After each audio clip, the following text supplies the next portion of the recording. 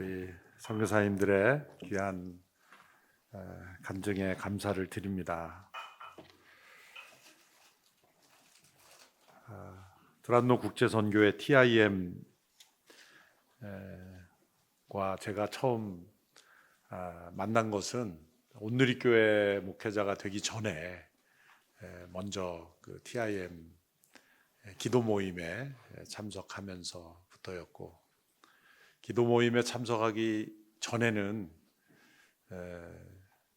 지금의 제 아내인 이정선 사모가 TIM 선교사 후보생이었기 때문에 TIM 기도 모임에 가야 한다고 해서 데려다 주기 위해서 라이드 해주면서 차 안에서 기다리다가 그 하목사님이 남자친구가 있다는 말씀을 듣고 데리고 오라고 그래서 이제 온누리교회 오기 전에 TIM부터 먼저 제가 참석을 했습니다. 그때 한남동 기도 모임도 있었지만 그 두란노 성원 건물 5층에서 문봉주 그땐 집사님이셨죠.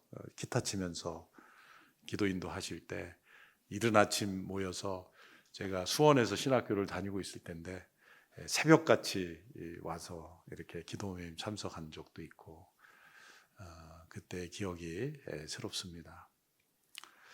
우리 선교사님들의 간증을 우리가 들은 것처럼 깨닫는 것은 온누리교회와 TIM은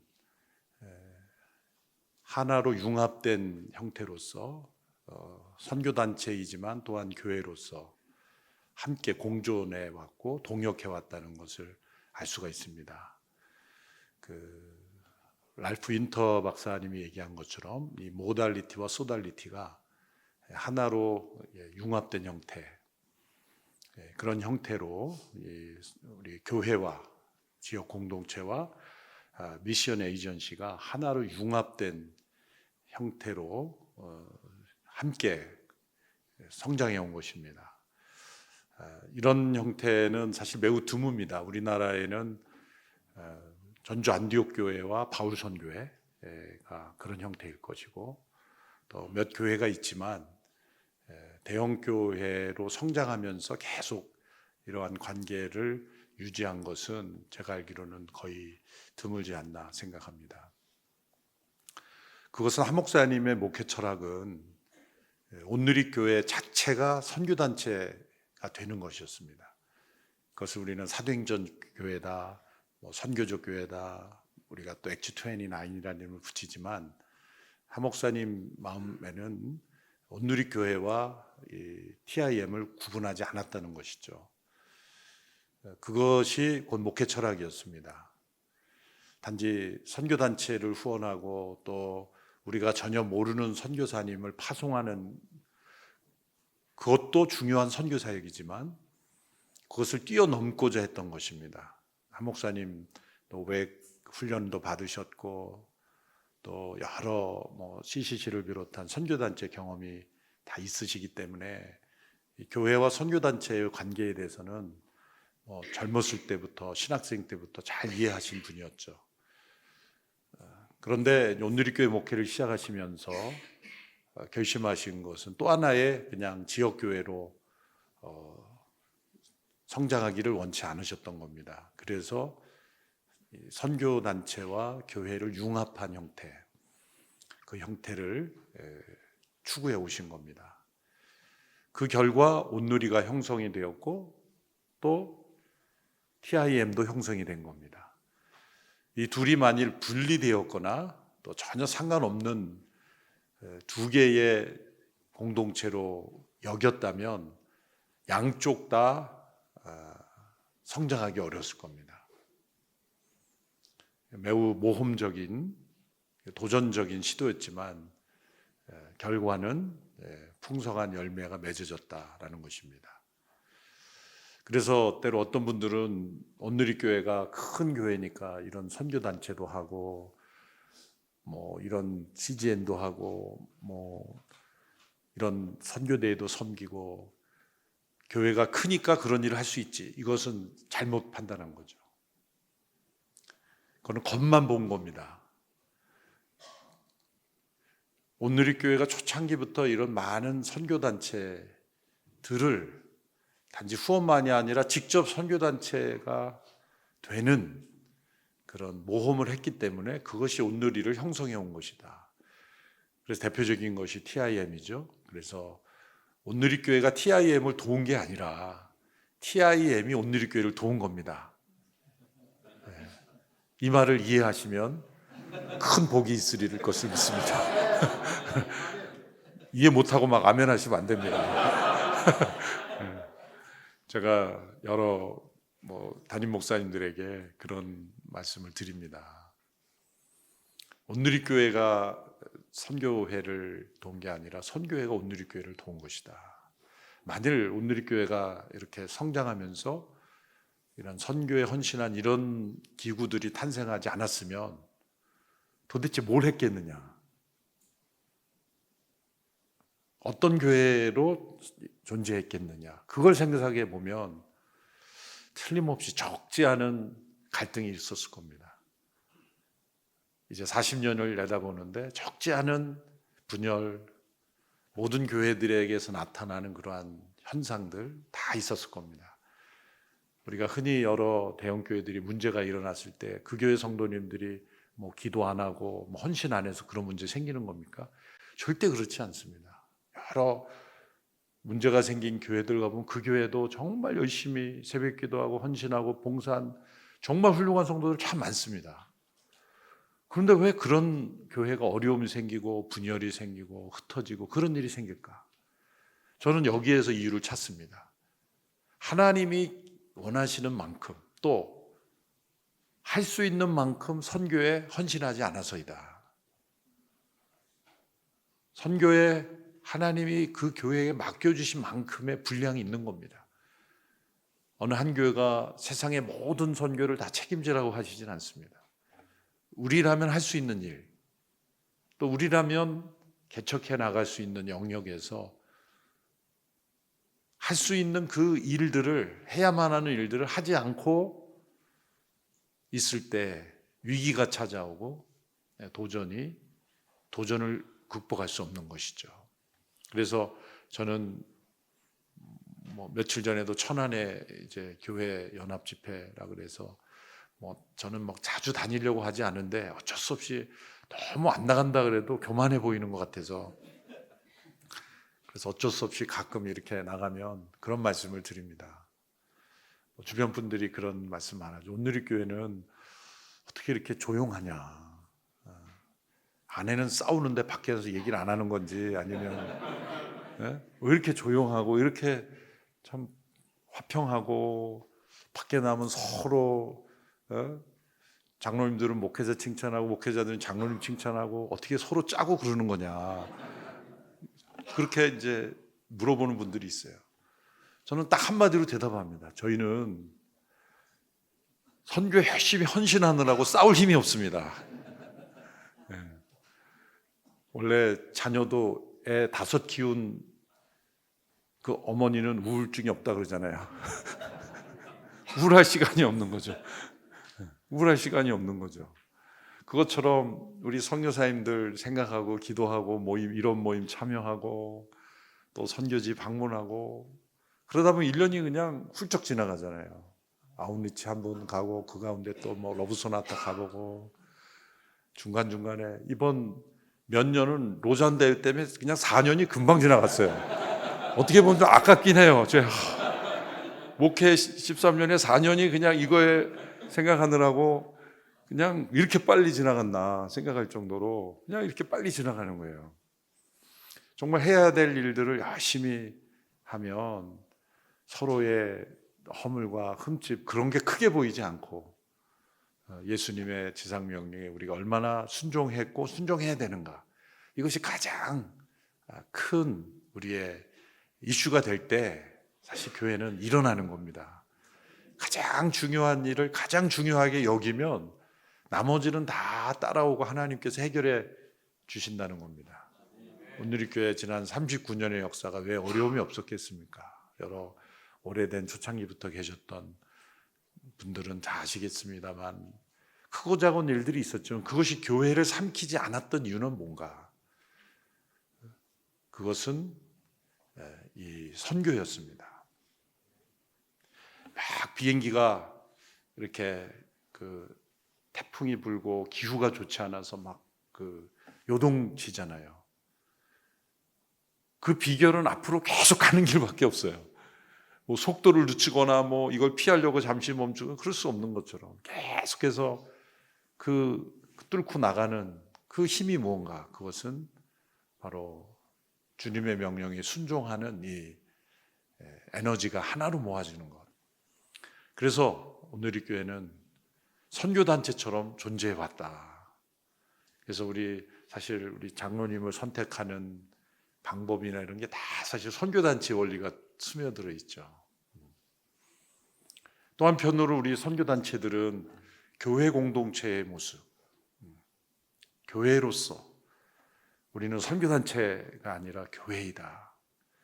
그래서 교회는 선교단체가 되려고 하고 선교단체는 교회 같은 공동체가 되려고 할 때 놀랍게도 교회이든 선교단체든 하나님의 그 놀라운 축복을 받게 됩니다. 그래서 이 온누리교회와 TIM은 함께 동반자요 또 한 몸으로서 이렇게 존재해 왔다는 면에서 감사하고 455명의 선교사님들이 대부분 온누리교회 성도로서 이렇게 파송됐다는 것에 참 감사합니다. 절반 정도죠. 우리 온누리교회 파송 선교사의 절반이 온누리교회 성도님들이. 그래서 여러분들이 선교지에 갔기 때문에 여러분 공동체 성도들이 여러분을 위해 기도하고 아웃리치 가고, 그래서 선교가 우리 성도들의 삶 속에, 신앙 속에 깊이 뿌리 내렸던 이유가 바로 여러분들이 선교지로 갔기 때문이죠. 전혀 알지 못하는, 우리가 선교사님도 도와야죠. 그런데 전혀 알지 못했던 우리 내부에서 파송된 분이 아닌 분인 경우에는 사실 관심이 그렇게 많이 갈 수가 없어요. 한계가 있는 겁니다. 그래서 어느 한 교회가 얼마나 이렇게 선교적 교회로 변화됐는가는 그 교회 출신 선교사님이 얼마나 되는가. 사목사님이 제가 누지 초대교회 위임식 할 때 오셔서 하신 선교 말씀 중에 교회의 캐퍼시티는 시팅 캐퍼시티가 아니라 얼마나 많은 좌석수가 있는가가 아니라 얼마나 많이 보낼 수 있는 샌딩 캐퍼시티다. 그런 말씀이 기억이 납니다. 그런 의미에서 온누리교회가 이렇게 많은 선교사님들을 보낼 수 있는 그런 캐퍼시티를 하나님께서 주신 것, 하나님께서 한 목사님의 비전을 귀하게 열매 맺고 또 저와 여러분을 통해서 이루어가고 있다고 믿습니다. 오늘 읽은 이 고린도전서 9장 16절의 짧은 말씀, 사도 바울의 마음속에 있던 귀한 마음입니다. 내가 복음을 전하지 않으면 내게 화가 있을 것이다. 화가 미칠 것이다. 복음을 전하는 것은 자랑할 것이 아니라 꼭 해야 할 일이며 더 나아가 전하지 않으면 화가 미칠 것이다. 이 마음을 우리가 다시 회복하기를 원합니다. 건물에 화재가 났는데 화재가 났다는 소식을 그 건물 안에 있는 사람들에게 알리지 않으면 화가 임할 일이죠. 또한 전쟁 중에 적이 쳐들어왔는데도 알리지 않았다면 그 또한 화가 임할 일입니다. 우리는 복음을 꼭 해야 할 일, 전해야 할 일을 뛰어넘어 바울에게 있었던 이 마음, 내가 전하지 않으면 내가 화가 임할 것 같은 정도의 그런 중요성이 있는 소식인가, 그렇게 우리에게 중요한 소식인가를 되돌아봐야 할 것입니다. 1945년 8월 15일 일본이 2차 대전 연합군에 항복했다는 방송이 우리나라에 울려 퍼졌을 때 사실 일본의 항복이 곧 우리나라의 광복이다고 바로 생각한 사람은 소수의 사람들이었죠. 아, 일본이 항복했구나. 그러나 여전히 우리는 일본의 지배에 있다고 그렇게 생각하는 사람들이 많았습니다. 그런데 오후부터 그것이 곧 우리의 광복이라는 것을 깨닫는 사람이 한 사람 한 사람 입에서 입으로 전하면서 그 다음날 8월 16일에 가서야 곳곳에 현수막이 나붙이고 이제 우리나라가 광복되었다는 소식이 전해졌습니다. 일본의 항복이 곧 우리의 광복이다. 그걸 제일 먼저 깨달은 사람들은 얼마나 이 사실을 사람들에게 알리고 싶었을까요? 아직 그 사실을 모르는 저 시골 산골에 있는 주민들에게도 이것을 얼마나 알리고 싶었을까요? 전하지 않으면 내게 화가 있을 것 같은 소식. 그러한 사건이 열왕기하 7장에 나오죠. 열왕기하 7장 3절에 11절에 보면 엘리사 선지자 시대에 사마리아 성이 아람 군대에 의해서 이제 완전히 포위되었던 때가 있었습니다. 사마리아 성은 고립되었고, 그리고 사람들은 성 안에서 이제 죽음을 기다리고 있었습니다. 사마리아 성 사람들은 성문을 열고 나가 싸울 능력도 용기도 없었습니다. 또 성 안에서 계속 버틸 능력도 없었습니다. 고사되어 죽어가고 있었습니다.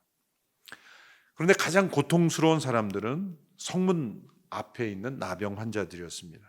이 나병 환자들은 성 안에 있는 사람들이 오가면서 먹을 것을 던져 주어야 먹고 살 수 있는 사람들이었습니다. 성 안에 있는 사람들도 기근으로 죽어가는 마당에 성 밖에 있는 사람들에게 먹을 것이 주어질 리는 만무했습니다. 이때 나병 환자들이 서로에게 말했습니다. 가만히 앉아 죽기를 기다리지 않고 죽기를 각오하고 살아보자. 왜 우리가 여기 앉아 그저 죽기만을 기다리느냐. 성 안으로 들어가도 기근으로 죽을 것이고 가만히 앉아 있어도 죽을 것이니 이제 아람 군대에 가서 항복이나 해보자. 그들이 우리를 살려주면 살 것이고 죽이면 어차피 죽는 거니 죽자. 해질 무렵 그들은 목숨을 걸고 아람 군대의 진영으로 건너갔습니다. 근데 놀라운 모습이 펼쳐졌죠. 아람 군대의 진영에 아무도 없었던 겁니다. 하나님께서 전차 소리, 말소리가 섞인 거대한 군대의 소리를 일으키셔서 그들이 거대한 지원군이 온 줄 알고 두려워 도망한 것입니다. 황급히 도망하였습니다. 아무도 없는 아람 군대, 텐트도 그대로이고 그들이 쓰던 물건도 그대로이고 음식도 그대로인 상태에서 그들이 주랭랑을 친 것이죠. 나병 환자들이 너무나 굶주려 허겁지겁 음식을 먹고 또 값비싼 그런 물건들을 숨기기도 하였습니다. 그러던 중 나병 환자들이 이렇게 서로 말합니다. 열왕기하 7장 9절에 보면 이렇게 말합니다. 그러다가 나병 환자들이 서로 말했습니다. 우리가 아무래도 잘못하고 있다. 오늘은 좋은 소식이 있는 날인데 우리가 잠자코 있으니 말이다. 우리가 날이 밝을 때까지 이 소식을 전하지 않으면 벌을 받을 것이다. 지금 바로 가서 왕궁에 소식을 알리자. 이 소식을 전하지 않으면 벌을 받을 것이다. 나병 환자들은 자신들이 지금 경험하고 깨닫는 이 좋은 소식을 자신들만 알고 전하지 않으면 벌을 받을 것을 느낀 겁니다. 이것이 바로 복음을 전하는 이들이 가지는 마음이죠. 꼭 해야 하는 일이면서 동시에 전하지 않으면 내게 화가 있을 것 같은 마음. 세상의 모든 사람들은 이렇게 사마리아 성 안에 있는 사람처럼 갇혀 죽음 앞에 놓여 있습니다. 죽음 외에는 다른 길이 없는 상황에서 하나님의 은혜가 임한 것입니다. 이제 아람 군대가 다 떠나도록 하나님께서 은혜를 베풀어 주신 것이죠. 살 수 있는 길이 열려지기 위해서 이들이 한 일은 아무것도 없습니다. 오직 하나님의 은혜로 이제 살 수 있는 길이 열려졌습니다. 그것을 먼저 깨달은 이 나병 환자들이 자신들이 먼저 체험한 이 은혜를 전하지 않으면 내게 화가 있을 것 같은 그러한 마음, 그것이 복음 전하는 이들에게 있어야 합니다. 우리가 전도하고 선교하지 않으면 하나님께서 벌하신다고 협박하는 것이 아니죠. 복음이 얼마나 놀랍고 좋고 기쁘고 은혜로운 소식인가, 그것을 깨닫는 자는 전하지 않을 수가 없습니다. 그들은 연약한 사람들이었습니다. 그러나 하나님께서는 때로 지극히 연약한 사람들을 통해 하나님의 가장 놀라운 구원의 소식을 전합니다. 예수님께서 세상에 오셨다는 성탄의 기쁜 소식을 하나님께서 전하실 때도 목자들, 가장 그 당시에 소외된 성읍 안이 아닌 바깥에서 양을 치던 이들에게 가장 먼저 그 소식을 듣게 하셨죠. 동방의 박사들이 찾아온 것은 훨씬 후입니다. 예수님께서 이 집에 누워 계실 때였기 때문에 일정한 기간이 지난 후입니다. 그래서 우리 성탄에서 동방의 박사와 목자가 같이 등장하는 것은 좀 사실적으로는 문제가 있는 겁니다. 그 동방의 박사들이 온 거는 성탄 한참 후에 온 거예요. 그런데 그게 그냥 그때 아니면 또 언제 보겠어요. 그러니까 같이 그냥 동방의 박사들이 같이 나오는 거지. 사실은 성탄 때는 동방의 박사들은 나올 수가 없는 건데 뭐 그때 아니면 영국에 출연할 수 없으니까 그냥 다 나온 건데 엄밀히는 목자들만 나올 수 있는 거예요. 성탄 때는 가장 소외된 사람들, 그 사람들을 통해 복음을 전했죠. 저와 여러분은 바로 그러한 사람들로 부름을 받은 사람들입니다. 먼저 하나님의 놀라운 일을 목격한 목격자요, 증인이요, 또 은혜의 체험자로서 전하지 않으면 내게 화가 있을 것 같은 그런 마음이 우리를 선교지로 이끌고 복음을 전하게 할 것입니다. 우리 도란노 국제선교회가 이런 헌신된 마음으로 달려왔습니다. 아직도 복음을 전하지 않아도 큰 문제는 없을 것 같다, 그런 마음이 든다면 그것이 우리에게 큰 유혹일 겁니다. 복음을 전하고 그것이 우리의 가장 큰 기쁨이 되는 우리 모든 선교사님들 또 온누리교회 될 수 있게 되기를 축원합니다. 기도하겠습니다. 하나님 아버지, 귀한 사역에 헌신해온 귀한 선교사님들 또 온누리교회 함께 하나 되어서 주의 명령을 준행하며 지금까지 나오게 하시니 감사합니다.